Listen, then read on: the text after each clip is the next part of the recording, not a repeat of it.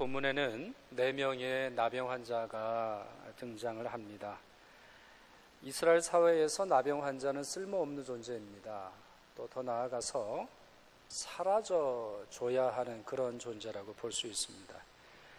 사람들과 접촉이 금지되어 있죠. 그리고 성 안에서 또 우리 일반적으로 우리 가족들과 사는 가정에서 추방당해서 살아갑니다.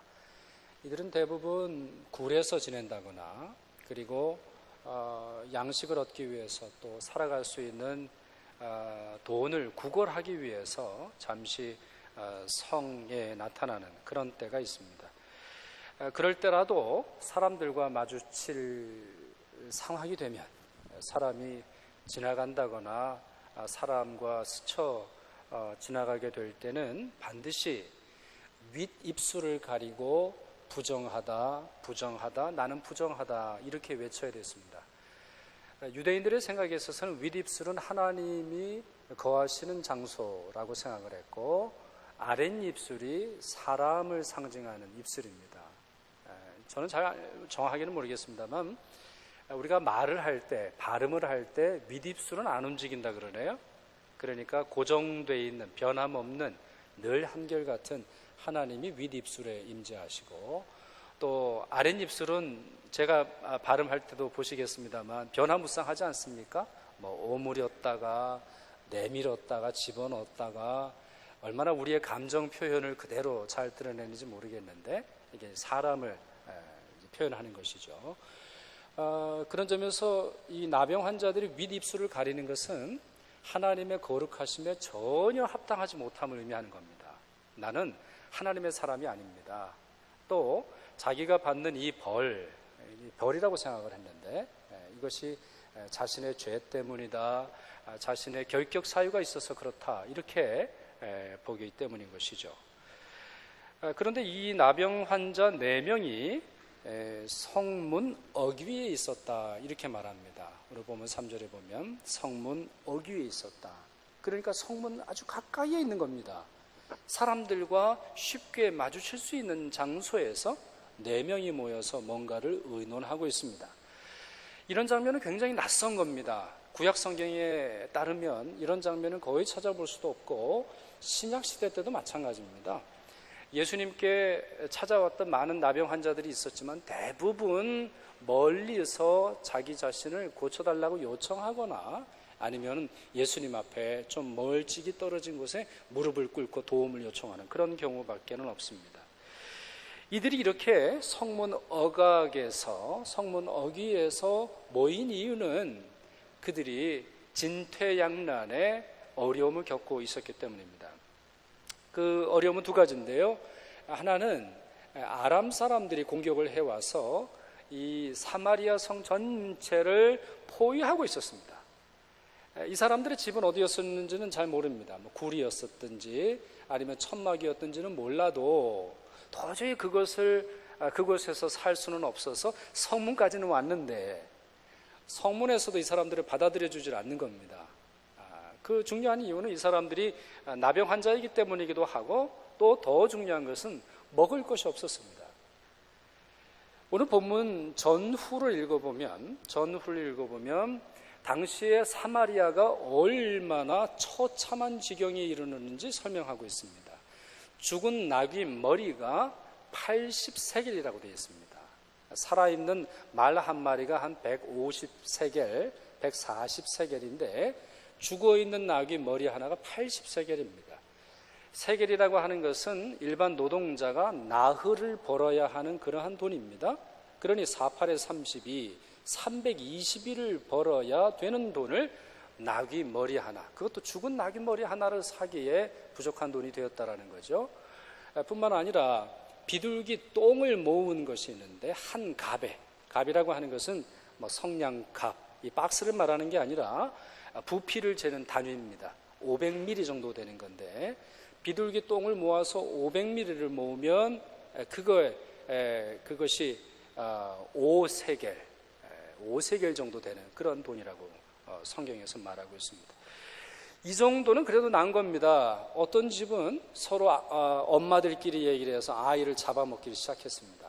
그래서 오늘은 내 아이를 잡아먹고 다음 날은 상대방의 집 아이를 잡아먹기로 했는데 그 엄마가 아이를 감추는 바람에 왕에게 소송까지 내는 일이 있었죠. 나중에 이 이야기가 해피엔딩으로 끝나죠. 해피엔딩으로 끝나서 하나님께서 이 사마리아 성 사람뿐만 아니라 모든 사람들을 해방시켜 주시는데, 그 해방시켜 주실 때에 그걸 확인하기 위해서 말을 타고 가는 장면이 나옵니다. 그런데 성중에 남아있는 말 5마리를 이끌고 라고 하는 구절이 나와 있습니다. 그러니 웬만하면 살아있는 건 다 잡아먹었고요, 사람까지 잡아먹을 정도였었고, 더 나아가서는 하나님에 대한 신앙까지도 모든 육체적으로나 정신적으로나 정서적으로나 영적으로나 죽어있는 그런 상태에 이르게 되었죠. 그러니 나병 환자들이 성에 간다고 살 수 있는 것이 아니었어요. 살 수 있는 것이 아니었기 때문에 참 어려운 일을 당하고 있었죠. 그런데 우리 한국말에 궁즉통이라는 말이 있지 않습니까? 궁하면 통한다 라는 말이 있는 것처럼 이들에게 좋은 한 가지 방법을 떠올리게 됩니다. 그것이 4절에 나와 있는데 한번 같이 읽어보도록 하겠습니다. 4절 말씀 같이 읽습니다. 만일 우리가 성읍으로 가자고 말한다면 성읍에는 굶주림이 있으니 우리가 거기서 죽을 것이요, 만일 우리가 여기서 머무르면 역시 우리가 죽을 것이라. 그런즉 우리가 가서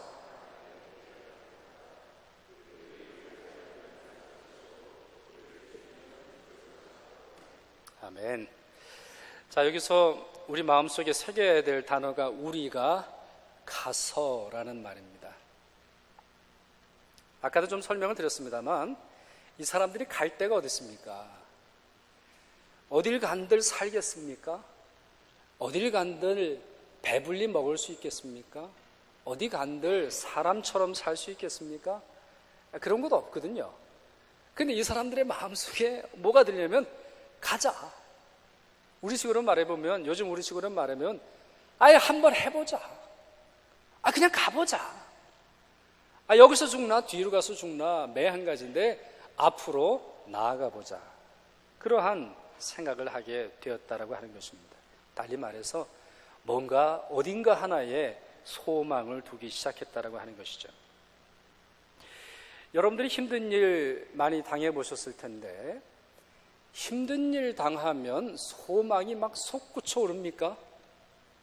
절망스러운 순간에, 전후 좌우가 다 막힌 순간에 뭔가 해보자 이런 생각이 듭니까? 대부분 그렇지 않습니다. 그것에 주저앉습니다. 정말 두려운 마음에 아무것도 할 수 없는 그 상황 속에 억압을 당합니다. 마치 무거운 아주 큰 것에 눌린 어떤 그러한 상태가 되죠. 저도 초등학교 때 기마전을 하다가 아이들이 저를 덮쳐서 기절을 한 적이 있었는데 그 상황이 되면 아무것도 할 수 없습니다. 그저 자기 자신이 죽어간다라고 하는 것을 의식할 뿐이지 어디서 소망을 발견하거나 어디로 나아간다라는 생각은 거의 가질 수 없습니다. 예수님의 제자들도 마찬가지였습니다. 예수님과 함께 배를 타고 가고 있었지만 폭풍이 몰아치자 제자들은 예수님 저를 도와주세요가 아니었습니다. 왜 우리가 죽게 되는 것을 놔두십니까? 우리 좀 죽습니다. 풍랑이, 거센 파도가 그들을 짓눌렀죠. 엠마오로 가는 두 제자가 있었죠. 그들은 예수님과 동행하면서 서로 대화를 나눕니다. 구약 성경에 대한 것, 또 여러 가지 성경의 이야기들을 들었음에도 불구하고 예수님인 줄 알아차리지 못합니다. 그러다가 엠마오라고 하는 곳에 가서 예수님과 함께 식탁에서 앉고 예수님이 떡을 떼 주실 때 비로소 예수님이라고 하는 사실을 알아차리죠. 왜 몰랐습니까? 죽음이 그들의 마음을 짓눌렀기 때문입니다. 자기 자신이 사랑했던 그 예수 그리스도, 자기의 모든 것을 헌신했던 스승의 죽음, 바로 그 소식이 그들의 마음을 짓눌렀기에 예수님이 함께 하심에도 불구하고 소망과 믿음과 그 어떠한 믿음의 가치를 발견할 수 없었던 것이죠. 그런 점에서 본문의 나병 환자들의 이 모습, 우리가 가보자, 해보자, 한번 나가보자 라고 결심하는 이 결심은 은혜의 열매입니다. 성경에 기록하지 않았을 뿐이지 이것은 그들에게 주신 하나님의 마음인 것이죠. 자, 이들이 실제로 아람 부대로 들어갑니다. 아람 사람들이 있는 곳에 아주 각오를 하고 들어가는데 언제 들어가느냐? 해가 졌을 때 갑니다. 낮에는 도저히 못 갔어요. 낮에 가가지고는 도저히 그 가운데서도 아무 소망이 없다라고 생각을 했기 때문에 밤에 갔습니다. 그런데 참 이상한 일이 생겼죠. 아무리 부대 안을 돌아다녀도 사람이 없는 거예요. 뭐 텐트도 그대로 있고 말도 있고 나귀도 있고 또 먹을 음식도 있고 많은 것들이 있는데 사람 그림자도 없는 거예요. 그래 이상해가지고 진영 끝까지 이르게 됩니다. 그러니까 부대가 사마리아 성 전체를 둘러서 싸고 있는데 그 진영의 끝까지 한번 가본 거예요. 그리고 나서 사람이 없다라고 하는 사실을 알고 텐트 하나에 들어가 가지고는 금, 은, 화려한 옷과 음식과 마실 것을 찾죠. 제 생각에는 이것은 성경에 있지는 않습니다만 제 생각에는 왕의 텐트를 그들이 발견하지 않았을까 그렇게 생각을 합니다. 왜냐? 여러분 전쟁터인데 무슨 은금이 있습니까? 사병은 꿈도 못 꾸는 거죠. 그리고 뭐 사병이 아니고 장교라 할지라도 화려한 옷을 챙길 만한 것을 가지고 다니지는 않았을 겁니다. 분명히 왕 아니면 왕자 아니면 가장 좋은 화려한 것들을 가지고 있는 텐트를 그들이 발견을 했습니다. 그리고 이 사람들이 아주 신났어요. 신나지 않겠습니까? 며칠을 굶주렸고 자기 눈앞에 펼쳐있는 것이 다 자기 건데 누가 알아요? 아무도 모르거든요. 아무도 모르는 그 사실 속에서 먹고 마시고 그 밤에 옷들을 또 숨깁니다. 금과 은을 열심히 챙겨가지고 숨깁니다. 뭐 땅을 파서 숨겼는지 근처에 있는 굴에 그걸 옮겼는지는 알 수는 없어도 우리 쉽게 상상할 수 있죠. 이 사람들이 얼마나 행복했을지 너무너무 행복한 거예요. 그런데 그것도 잠시뿐 갑자기 그들에게 어떤 생각이 찾아오지요. 9절 말씀입니다. 나병 환자들이 그 친구에게 서로 말하되 우리가 이렇게 해서는 아니 되겠도다. 오늘은 아름다운 소식이 있는 날이거늘 우리가 침묵하고 있도다. 만일 밝은 아침까지 기다리면 벌이 우리에게 미칠지니 이제 떠나 왕궁에 가서 알리자 라고 서로 말하게 되는 장면이 오늘 본문에 나와 있습니다. 여러분 아까 제가 드렸던 질문에 어떻게 대답하셨는지 모르겠습니다. 힘들고 어려울 때 정말 소망을 발견하고 할 수 있다라고 하는 마음을 여러분들이 가지셨는지 제가 여쭤보았는데 두 번째 질문 한번 드릴까요? 그 반대의 질문 한번 드려볼까요? 행복하고 모든 것이 너무나 잘 됩니다. 뭐 돈도 많이 생기고 건강은 또 얼마나 좋은지 뭐 이거는 한두 시간만 자도 뭐 에너지가 도저히 떨어지지 않고 애는 공부를 잘하고 남편은 승승장구하고 모든 일이 잘 되고 모든 말들이 좋은 말들만 들릴 때 여러분은 그 순간에도 멈추어 서서 내가 이래도 되는가 생각해 보신 적이 있습니까? 내가 이렇게 살아도 되는 건가? 이 행복이 내 건가? 이 행복을 주신 이유는 무엇인가? 여러분들이 생각해 보신 적이 있으십니까? 이 나병 환자들은 서로 한참을 챙기다가 자신의 행동을 반성합니다. 자기의 마음과 자기 앞에 놓여진 이 역사적인 사실 앞에서 무슨 행동을 해야 하는지 성찰합니다. 깊게 생각했다는 말이죠. 정말 대박의 순간 아닙니까? 횡재 아닙니까? 이제 이 한 건으로 그들은 평생을 병은 고칠 수 없다 할지라도 의시되며 살 수 있었던 그 순간에서도 자신을 성찰하고 있습니다. 우리가 이래도 되는가?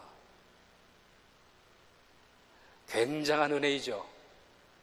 힘들고 어려울 때 소망을 발견하는 것도 엄청난 은혜일 뿐만 아니라 모든 것이 잘 되고 행복한 것처럼 느껴지는 순간에도 자기 자신을 성찰하는 것은 정말 놀라운 은혜요, 축복인 것입니다. 이 사람들이 말한 것에서 세 가지를 좀 찾아볼 수 있습니다. 첫째는 이렇게 해서 안 되겠다. 자기 자신을 반성하는 거죠. 그러면 왜 안 되느냐? 아름다운 소식이 있는 날이건을 우리가 침묵하고 있도다. 이게 문제라는 거예요. 자기 앞에 놓여져 있는 이 횡재가 문제가 아니고 이것이 하나님이 주신 아름다운 소식인데, 우리 이제 신약에서는 뭐라고 부르죠? 이것을 아름다운 소식을 뭐라 그래요? Good news, 복음이라 그래요. 하나님이 하신 일, 하나님이 만드신 이 놀라운 소식에 침묵하면 아니 되겠도다. 침묵하면 안 되겠다. 무슨 말입니까? 사마리아 성 사람들을 생각하게 된 겁니다. 아니, 자기들을 안 들여보내 주었던 그 사람들, 어쩌면 이 사람들이 성에서 나올 때 욕하고 내쫓고 아주 괄시하고 멸시했을 수도 있는 그 사람들이 생각이 난 겁니다. 그러면서 자기 앞에 놓여져 있는 이 복음은 우리만의 것이 아니라 그들의 것이기도 하다라는 사실을 깨달았다는 겁니다. 하나님이 주신 복이 우리 것만이 아니라 그들과 함께 누려야 한다라고 하는 것을 깨닫습니다. 정말 놀라운 사람들입니다. 이 사람들은 어떤 사람들인지 모르겠어요. 제사장 출신인데 지금 나병 환자로 쫓겨났는지는 전혀 알 수 없습니다만, 자기 성 사람, 자기의 동포, 자기의 고국, 또 자기가 살던 마을 사람들을 떠올리게 되는 것이죠. 그리고 나서 세 번째, 이제 떠나. 조금만 더 있다가 떠나자가 아니고 이제 떠나. 이제 떠나 왕궁에 가서 알리자. 이대로 챙기다가 해가 뜨면 우리 망한다. 이런 생각을 그들이 하게 됩니다. 그들은 즉각 성으로 돌아가기로 결심합니다. 조금 더 챙기고 조금 더 챙겨놓은 거 안전한 곳으로 옮겨둘 생각을 하지 않고, 또 조금 있다가 이렇게 생각하지 않고 바로 그 순간, 자기들이 깨달았던 바로 그 순간 자기들이 본 일의 증인이 되고자 했습니다. 처음에 나병 환자들에 대한 개략적인 설명을 드렸습니다만, 나병 환자들이 성에서 쫓겨날 정도면 법정 증인으로 설 수는 거의 없었을 것입니다. 어떠한 중요한 일에 쓰임을 받아서 그 일의 증인이 된다는 것은 정말 희박한 일일 것입니다. 이들은 너무나 잘 알고 있었을 거예요. 그 사실을. 어쩌면 이렇게 말했을 수 있겠죠. 야, 우리가 고관 대작이나 우리가 학위가 있거나 우리가 소위 말해서 사람들의 존경을 받았다면 이 황당한 소식, 정말 사람들이 다 사라지고 그 어마어마한 군대는 다 사라지고 군수품은 다 남았다라고 하는 이 사실을 알리면 누가 믿겠냐, 이렇게 말할 법도 한데, 그들은 자기 병 고친 다음이 아니라 병을 가진 바로 그 모습 그대로, 사람들의 손가락질 받는 그 모습 그대로 성을 향해 나아가게 되죠. 결국 이들이 전한 복음을 듣고 말을 타고 달려와서 이 사실을 확인하고 성 사람들이 구원을 받게 되죠. 저는 오늘 본문에서 우리가 꼭 기억해야 할 영적인 교훈이 많이 있다고 생각을 합니다. 그 중에 몇 가지를 좀 설명을 드리려고 합니다. 첫째로, 여러분, 이 사마리아 성 사람들, 이 갇혀있는 사람들이죠. 막 물가가 폭등해가지고 양심도 윤리도 삶의 소망도 다 버리고 살아갔던 이 사람들인데, 이 사람들을 보면 누가 떠오르세요? 여러분, 누가 떠오르세요? 사마리아 성 사람들. 북한 주민들이 떠오를 수도 있겠고, 또 아니면 힘들고 어려운 시리아라든가 또 이라크라든가 아프가니스탄이라든가 또 많은 나라들이 떠오를 수 있겠는데, 그 나라들 구체적인 어떤 사회 또 구체적인 상황뿐만 아니라 이것이야말로 죄인들의 현실이라고 하는 사실을 참 잘 보여줍니다. 죄인들의 현실. 여러분, 죄를 지은 죄인들이라도 나름대로 믿는 구석이 있어서 살아갑니다. 나름대로 힘들고 어렵고 마음은 뻥 뚫린 채로 살아가지만 그래도 어딘가 믿는 구석이 있으니까 살아가는 거예요. 그러나 그 믿는 구석 안에 있으면서 정말 자기 세계 밖을 돌아보지 않죠. 자기 믿은 신념 이상의 것을 믿으려 하지 않죠. 자기가 경험한 것 그 이상의 또 다른 가능성이 있는지를 생각해 보지 않고 그저 그 안에 매몰되어서 그저 죽어가는 그러한 현실을 보여주고 있는 것입니다. 이 사마리아 성 안에 갇혀있던 이 사람들은 죄를 지어서 그 죄의 문제를 해결하지 못해 자기 세계에 갇혀있는 사람들을 잘 보여줍니다. 두 번째, 이들을 구원하시기 위한 하나님의 프로젝트가 있습니다. 그것은 하나님의 증인, 하나님의 역사를 바라보고 경험한 증인들을 통해서 구원 뉴스를 전하도록 하시는 것이죠. 가끔 하나님의 일꾼 아니면 하나님의 일, 교회의 일 이것저것 좀 해봅시다 이렇게 권유를 해보면 목사님 아니면 우리 장로님들이 이렇게 말씀하시면 장로님 저는 그렇게 대단한 사람이 아닙니다. 저는 할 줄 아는 게 없습니다. 우리 성가대 이제 새로운 신입대원들이 좀 많이 들어오시죠? 어떠신지 모르겠어요? 우리 성가대 해봅시다. 저는 목소리가 영 대단하지 않아요. 근데 여러분, 우리가 대단하지 않기 때문에 하나님의 쓰임을 받는 것이지 우리가 대단하면 얼마나 대단하겠습니까? 우리가 돈이 있으면 얼마나 있겠습니까? 우리가 배웠으면 얼마나 배웠겠습니까? 하나님 보시기엔 매 한 가지거든요. 여러분 토론토에 CN타워 올라가 보셨는지 모르겠는데 거기 보면 좀 아찔해요. 그 높은 탑 위에 이 전망대가 있는데 그 바닥이 유리로 되어 있어요. 투명하거든요. 밑에 다 보여요. 거기서 보면 그 키나 이 키나 거의 비슷해요. 깔창을 넣으나 아니면 무슨 힐이에요? 여성분들이 무슨 힐 신죠? 하여튼 하여튼 높은 구두를 신나 아니나 거의 비슷한 법이에요. 하나님이 원하는 사람은 어떤 사람인가요? 자기의 힘으로 하는 사람이 아니에요. 힘과 능이 내게 없지만 성령의 힘으로 한다라고 고백하는 사람을 사용하시는 거예요. 자기 자신이 대단하지 못하기에 하나님을 의지하는 사람을 사용해서 또 선택해서 또 그들을 통해서 놀라운 일을 이루시는 거예요. 어떻게 본다면 우리가 전도하지 못하는 가장 큰 이유를 하나를 꼽아보란다면 정말 이 하나님의 증인된 이 사실을 우리가 기억하지 못하기 때문일 것입니다. 세 번째로, 이들의 말과 행동, 태도, 이들의 모든 것을 통해서 볼 때 전도를 어떻게 해야 되는지 참 잘 배울 수 있어요. 전도를 어떻게 해야 되나? 전도를 어떻게 해야 잘 될까? 우리 잘 배울 수 있습니다. 첫째로는요, 전도는 지위나 직분으로 하는 건 아니구나. 이것을 우리가 좀 알 수 있어요.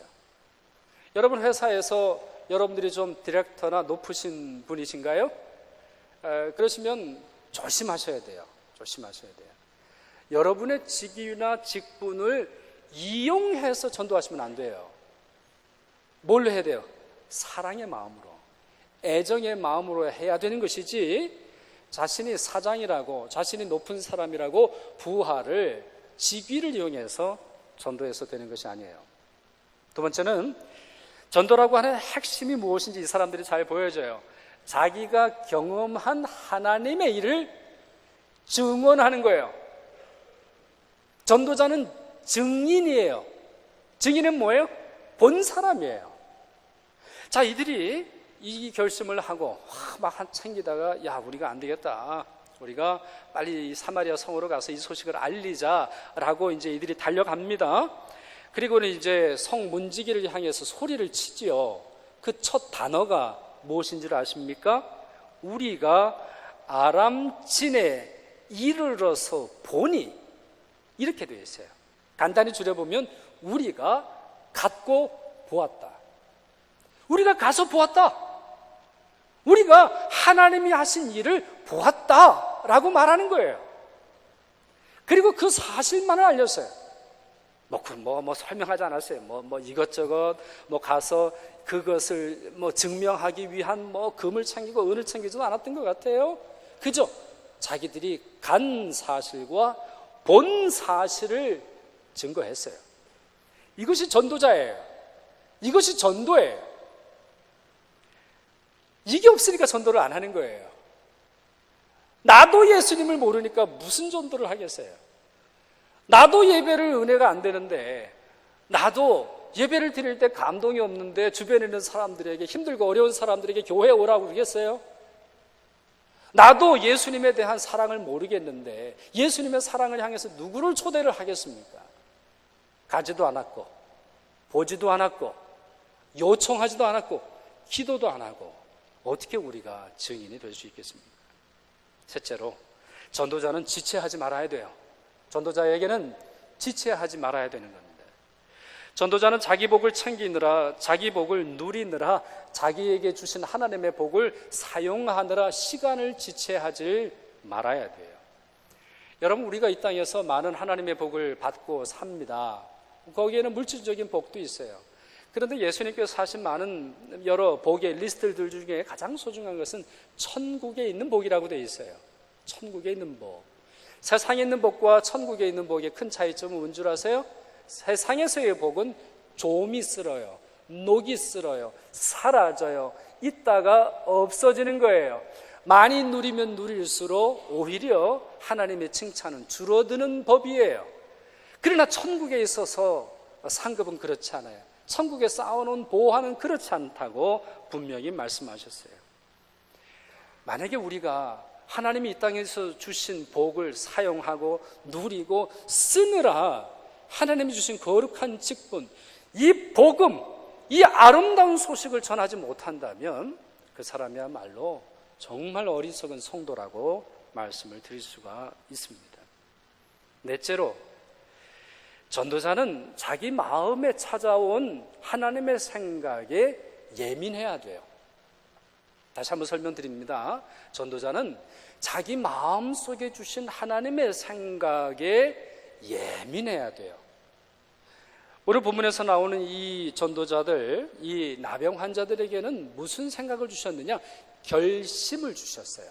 다른 말로 작정, 결심, 해보자라고 하는 그런 마음을 주셨어요.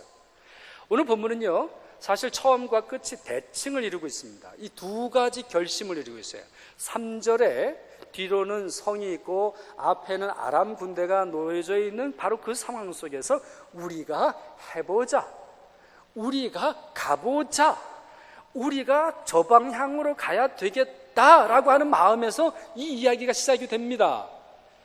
그리고는 이야기가 어떻게 또 끝나냐면은 반대편에서 하나님 주신 복을 바라보면서 야, 우리가 이제 반대로 가야 되겠다, 사마리아 성을 향해 가보자, 그 사람들에게 말을 전해보자 라고 하는 결심으로 이 이야기가 두 가지의 대칭 구조를 이루고 있습니다. 전도자의 결심은 중요합니다. 전도자의 마음에 찾아온 결심은 중요합니다. 누군가를 살려야 되겠다라고 하는 결심은 중요합니다.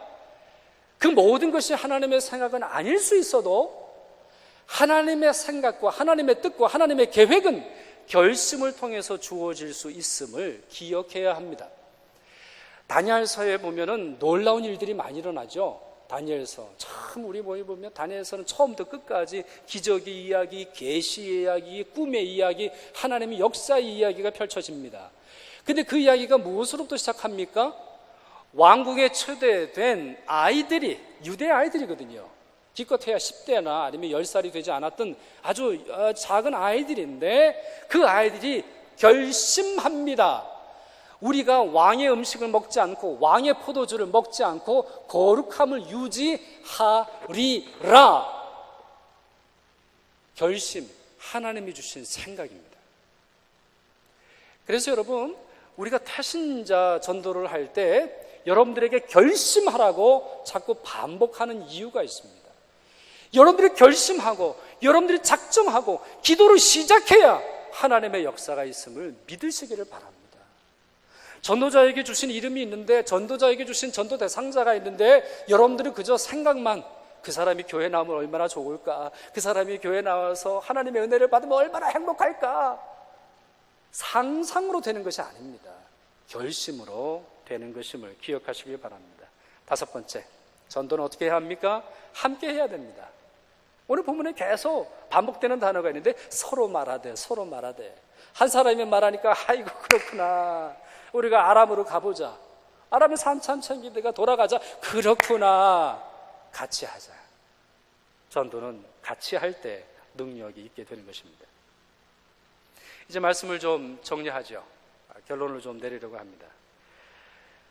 저는 이 나병 환자의 모습을 보면서 여러 가지, 아까도 말씀드렸습니다만 증인으로서의 삶, 전도하는 방법, 또 구체적인 여러 교훈들 많이 배우게 됩니다만, 오늘 여러분과 결론적으로 나누고 싶은 것은 절박함입니다. 절박함. 이 사람들은 정말 절박했습니다. 그 절박함이 있었기에 앞으로 나아갈 수 있었고, 자기들의 절박함이 있었기에 성 안에서 죽어가는 사람들의 절박함을 이해할 수 있었습니다. 예수님께서 한번 이런 말씀을 하셨는데, 천국은 침노를 당하나니 침노하는 자는 빼앗느니라. 여기서 말하는 침노하는 것은 대포 쏘고 미사일 쏘고 천국을 막 공격해가지고 정복하는 그런 이야기가 아닙니다. 이것은 마치 누군가를 정복해서 뺏어오고 싶을 정도로 절박한 마음이 들었을 때 바로 천국이 우리 앞에 펼쳐진다라는 것이죠. 나중에 산상수훈 설교에서 말씀을 드리겠습니다만, 팔복 중에 첫 번째가 뭡니까? 복받은 사람의 첫 번째 특징이 뭐예요? 심령이 가난한 자예요. 심령이 가난하지 않고 어떻게 복을 받을 수 있겠냐는 거예요. 정말 가난을 경험하지 못하고 하나님이 주신 은혜의 복을 어떻게 알 수 있겠느냐는 거예요. 자기의 죄에 대한, 그 죄의 결과에 대한, 영혼에 대한 안타까운 떨림이 없는데 그 떨림으로부터 구원받게 해주시는 하나님의 사랑이 어떻게 감격할 수 있겠냐는 말이에요. 복 중의 복은 가난의 복이고, 그 복으로 나아갈 수 있는 소중한 은혜는 절박함을 통해서 경험하게 되는 것입니다. 그러기에 예수님께서도 침노하는 자가 천국을 얻는다 말씀하셨어요. 여러분들에게 질문 드릴까요? 여러분 천국을 사모하십니까? 여러분 한번 크게 대답해 보십시오. 여러분은 천국을 사모하십니까? 여러분은 천국이 필요하십니까? 여러분 그저 이 땅에서 행복하게 살다가 세상 끝나면 되는 존재입니까? 아니면 세상에 어떤 것도 포기한다 할지라도 들어가야 하는 천국을 믿으시는 그런 분이십니까? 사랑하는 여러분, 천국을 사모하시길 바랍니다. 천국을 믿으시길 바랍니다. 천국을 확신하시길 바랍니다. 여러 도시를 여행하다 보면 작은 교회도 가보고 큰 교회도 갑니다. 여러분도 그러시겠는데 저도 가면 주로 작은 교회를 갑니다. 여러 가지 이유가 있습니다. 저희 동문들이 주로 이제 목사들이니까, 친구들이 목사니까 가기도 하고, 또 가서 헌금도 좀 하고 싶은 마음에 이제 갑니다. 지난번에는 필라델피아 근처에 있는 한 교회를 갔는데요. 예배를 잘 드렸어요. 한 50명 정도 되는 그런 교회인데요. 아주 뜨겁게 찬양하고 열심히 말씀도 전하시고 아주 은혜롭게 예배를 드렸습니다. 그리고 예배 끝나고 나오는데 교인들이 붙잡는 거예요. 점심을 드시고 가시자는 거예요. 우리 교회가 점심을 하는데 맛있으니까 그냥 가시지 마시고 밥을 먹으시고 이제 가시라는 거예요. 그래서 저희가 이제 사양을 했죠. 왜냐하면 저희 고모님과 식사를 하기로 했기 때문에 괜찮다고, 우리 고모님하고 제가 식사를 해야 된다고. 그래가지고 이제 아주 붙잡으시지만 제가 만류하고 이제 나왔어요. 교회에서 나와가지고 주차장 정도 가는데 안에서 보니까 교인들이 서로 좀 싸워요. 왜 싸우냐면 첫 소리가 이래요. 저 너무 생생한데, 장로님이 안 붙잡으니까 저분들이 가시잖아요. 그러니까 이제 완전히 싸운 건 아니에요. 완전히 싸운 건 아니고, 그러니까 붙잡아야 된다는 거죠. 장로님이 조금 더 붙잡으면 저분들이 밥 먹고 가실 텐데, 저분들이 그냥 가시잖아요. 근데 장로님이 또 그러세요. 가시겠다는데 어떻게 잡어? 약속이 따르잖아. 약속이 있는데 어떻게 잡어? 이제 그 장로님 그러시고 뭐 서로 얘기하면서 웃으면서 이제 들어가는 걸 제가 봤어요. 무슨 얘기 하려는지 아시겠죠? 작은 교회는 절박해요. 작은 교회 가면 눈치를 많이 받습니다. 어떤 교회는 뭐 한 10명 정도 돼요. 뭐 예배당도 없고 조그만 테이블 위에서 예배를 드린단 말이에요. 그러니 뭐 이렇게 십자가를 보고 예배 드리는 게 아니라 서로 얼굴 보면서 예배 드리거든요. 그러니 옆에서 뭐 찬양하자 그러니 뭐 힐끔힐끔 보는 것 같고 헌금을 얼마나 하는 건지 볼 것 같고 그래요. 작은 교회는 절박해요. 누구 교인 하나 뭐 한국 돌아간다, 뭐 이민교회 특히 그렇죠. 한국 돌아간다, 뭐 휴가 때문에 한 달 어디 간다, 절박해요. 헌금이 뭐 절반으로 주니까, 뭐 교인이 10분의 1 주는 것뿐만 아니라 뭐 절반으로 주니까. 제가 후배가 있어가지고 올랜도에 가서 예배를 드려보니까 여름에는 뭐 거기 다 비우잖아요. 우리는 뭐 휴가를 거기 가요. 교인이 절반이 준다는 거예요. 절반이. 절박해요. 절박해요. 여러분은 절박하십니까? 우리 교회 지금 절박합니까? 저희 교회 좀 절박하나요? 다른 예를 들어볼까요? 여러분 막 교인이 오면 막 절박해요. 누가 새 얼굴이 왔어요. 그럼 막 새로운 새 교우가 왔네. 할렐루야. 이런 마음이에요. 아니면 옆에 봐도 새 교우 같고 뒤를 봐도 새 교우 같고 1년을 나도 그냥 저분이 우리 교인인지 나인지 모르서 해야지. 옆에 있는 교우가 자녀가 있는데 요즘 교회를 못 나와요. 그게 마음이 안타까움이 있으세요?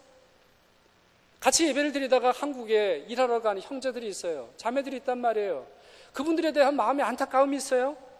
그분들의 빈자리에 대한 막 절박함이 있어요. 어떻게 하든지 자녀를 키우고 함께 살아야 하기 때문에 그렇게 떨어져야 하는 가정의 아픔에 대한 여러분 절박함이 있어요? 아니면 우리 교회가 정말 전도를 하지 않고는, 이 하나님의 소식을 전하지 않고는 안 된다라고는 절박함이 있어요? 이거 안 전하다가 하나님의 징계와 하나님의 심판이 있을 거라는 절박함이 있어요? 절박함이 있어야 되거든요. 여러분 나중에 우리 뭐 교회 여러 재정적인 보고는 하겠습니다만 우리 교회 재정적으로 보면 넉넉해요. 교인 수로도 보면 400명에서 450명 예배 드리고 우리 2부 때 예배 때도 160명에서 어떤 때는 200명의 예배를 드려요. 그러다 보니 우리들의 마음의 절박함이 점점 사라지고 있어요. 좋은 건 아니에요. 좋은 건 아니에요. 재정에 있어서도 더 열심으로 헌신해야 할 뿐만 아니라 영적인 절박함이 있어야 돼요. 교회가 돈 쌓아놓으면 뭐 할 거예요? 교회가 건물 크면 뭐 할 거냐고요? 교회가 사람 수 많으면 뭐 할 거예요? 뭐 해야 되겠어요? 전도해야 되겠죠. 한 영혼이라도 정말 이 성 밖에를 나가지 못하는 자기의 죄의 마음에 매여 있는 그 사람들을 불러내야 되겠죠. 그리고 교회에 많은 사람들로 하여금 진정한 성도가 되도록 진정으로 예수 그리스도를 만나고 정말 이 천국으로 기뻐하는 성도로, 제자로 만드는 일에 혼신의 힘을 다해야 되겠죠. 여러분, 우리 절박하기를 바랍니다. 우리 태신자 전도, 또 우리 전도하는 일은 의례껏 하는 거 아니에요. 절박함으로 하세요. 절박함으로 매달리세요. 정말 하나님이 그 절박함 가운데서 역사하심을 소망하시고 우리도 그렇게 되기를 원해요. 우리도 나병 환자처럼 되어서 하나님의 이 놀라운 역사를 경험하고 증언할 수 있는 참된 증거자가 될 수 있기를 바랍니다. 기도하겠습니다.